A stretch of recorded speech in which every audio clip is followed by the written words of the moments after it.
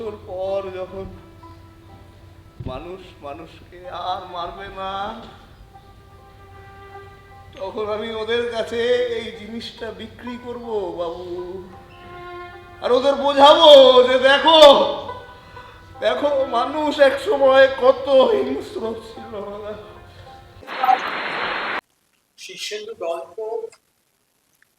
কুন্তলের নাট্যরূপ, দেবাশিসের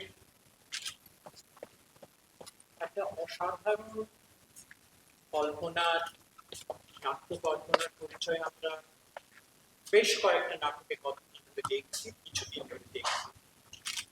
একটা বিদ্যুৎ চমকের মতো, যেখানে পুরো মঞ্চটাকে মঞ্চ রাখে না, নতুন মঞ্চ জগৎ তৈরি করে, তাতে আলো গান।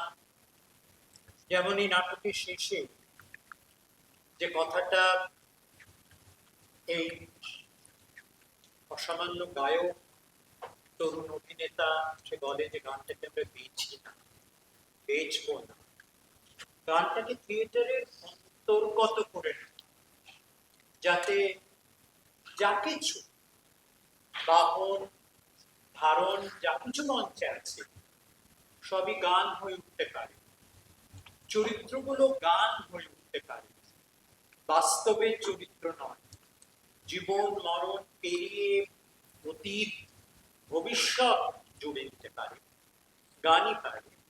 গান যখন থিয়েটার হয়, থিয়েটার যখন গান, সেই অসম্ভব একটা জাদু যেটা এই অভিনেতারা অভিনেত্রীরা, তাদের মধ্যে তরুণদেরই প্রাধান্য, বয়স্করাও আছে, প্রবীণরাও আছে, এটা খুব আনন্দ দেয়।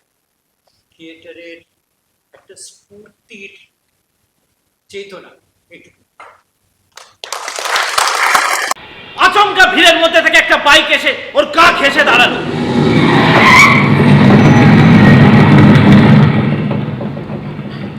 অসাধারণ নাটক, একটা অসাধারণ, মানে দেবাশিসের একটা কুন্তল মুখোপাধ্যায়ের লেখা শীর্ষেন্দুর গল্প, আর দেবাশিসের নাট্যরূপ, তার স্কিমিং, তার ডিজাইনিং অসাধারণ, এক কথায় বিউটিফুল। সুন্দর নাটক হয়েছে, খুব ভালো নাটক হয়েছে।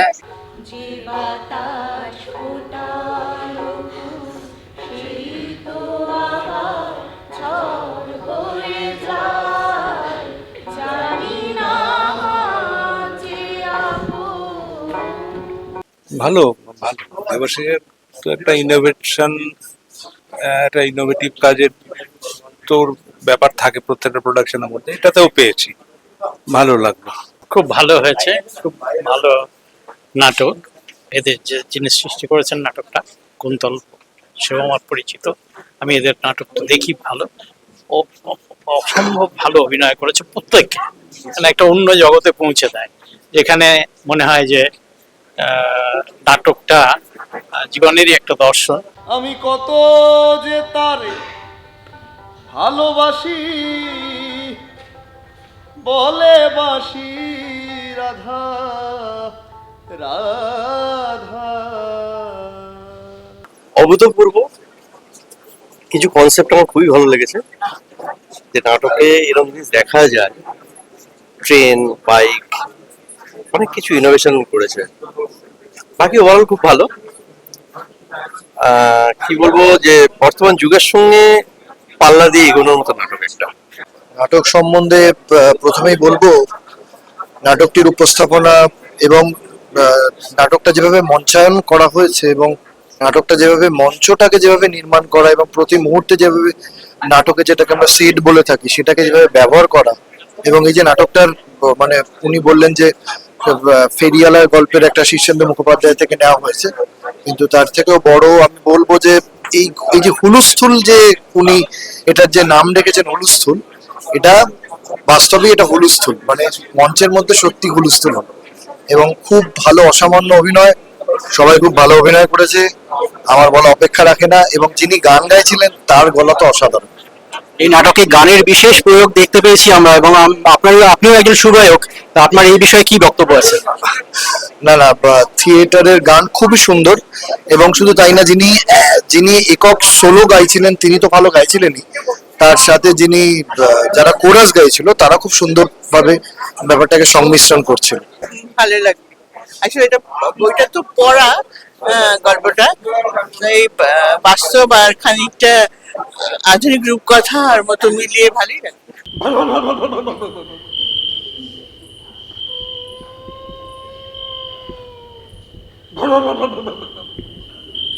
এক কথায় মানে মঞ্চের যখন প্রথমে তো পর্দা খোলাই থাকে, যখন শুরু হয় তখন এই নাটক নড়ে চড়ে বসতে বাধ্য করে একদম শুরুতে,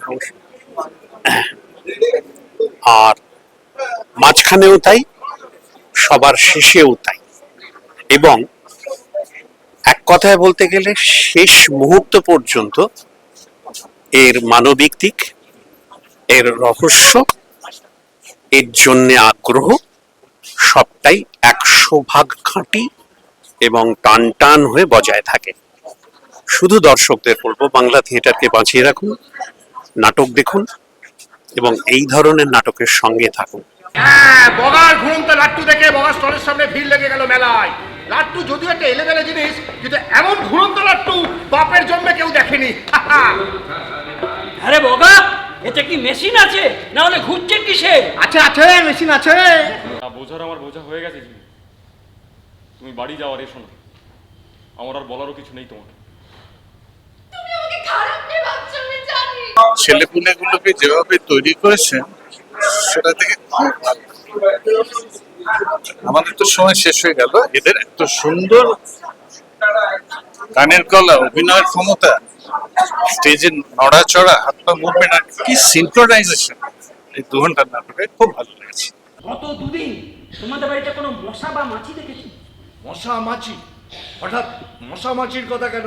আশ্চর্যের ব্যাপার কি জানো, আমাদের বাড়িতে কত দুদিন কোনো মশা বা মাছি দেখা যাচ্ছে না। এত ভালো স্টেজ ম্যানেজমেন্ট, এত ভালো কি বলবো ইনোভেটিভ আইডিয়াস, এগুলো দেবাশিসই পারে।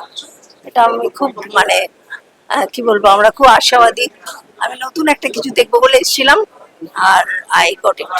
কথায় গল্পের ছলে পৃথিবীর ইতিহাস, সাহিত্য, count of Monte Cristo, hunchback of Notre Dame, three musketeers, black arrow, Ramayana, Mahabharata, Panchatantra, Vetala Panchavimshati, Rabindranath, Michael, আরো কত কি শুনিয়েছে। এই মানুষটাকে বাঁচানোর জন্য শ্যাডো সবকিছু করতে পারে। খুবই সুন্দর নাটক। শীর্ষেন্দু মুখোপাধ্যায়ের উপন্যাস এবং আনন্দমেলায় বেরিয়েছিল এই উপন্যাস।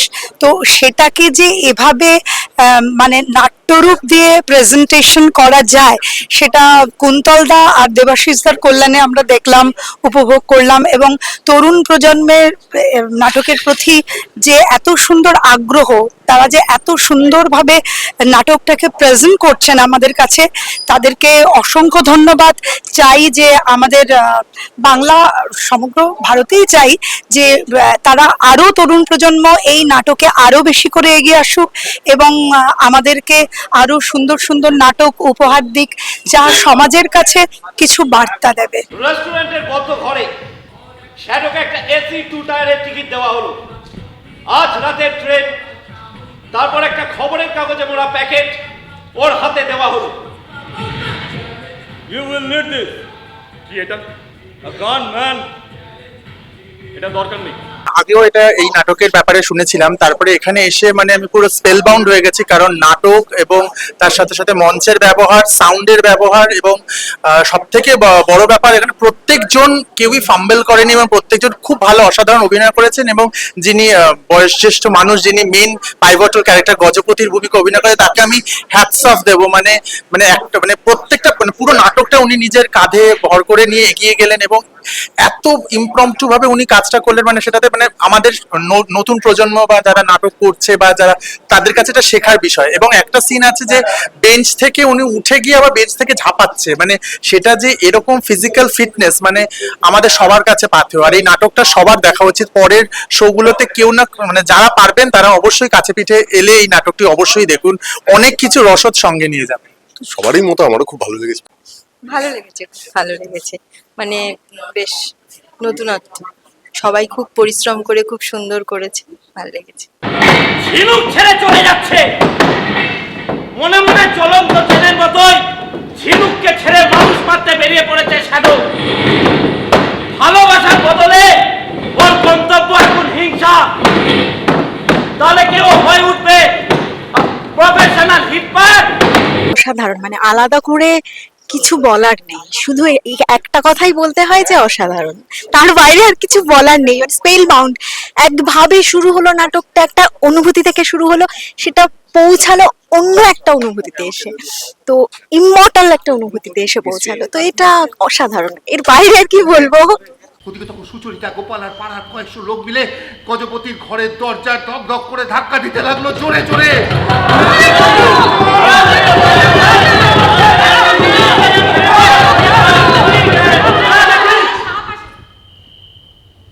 গজপতি উঠে দরজাটা খুলে দিলেন।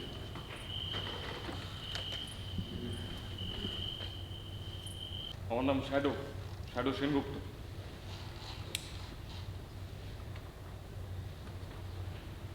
আপনি বড় ভালো গান করেন। আমি দুবার দেখলাম নাটকটা, হ্যাঁ, সেকেন্ড শো, এরপরে এই শো। মুগ্ধ হয়ে গেছি, মানে যাই বারবার। কেন দ্বিতীয়বার দেখতে গেলাম সেটা তারও একটা কারণ, কেন ভালো হয়েছে বলে।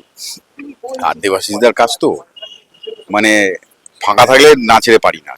এই লোকটা পাগল করে দেয়, তার সাথে যে সব পারফর্ম গুলো করছে, মানে পারফর্মাররা যারা আছে সবাই আমার বন্ধু, ভাই, সিনিয়র স্যার আছে, হ্যাঁ, বিধান স্যার। ফলে অসম্ভব ভালো একটা প্রযোজনা, অসম্ভব ভালো একটা নাটক। হ্যাঁ, আরো 2-3 বার দেখবো। ফলে এর থেকে আর ভালো বলবে বেশি বলা হয়ে যাচ্ছে না, খুবই ভালো একটা প্রোডাকশন।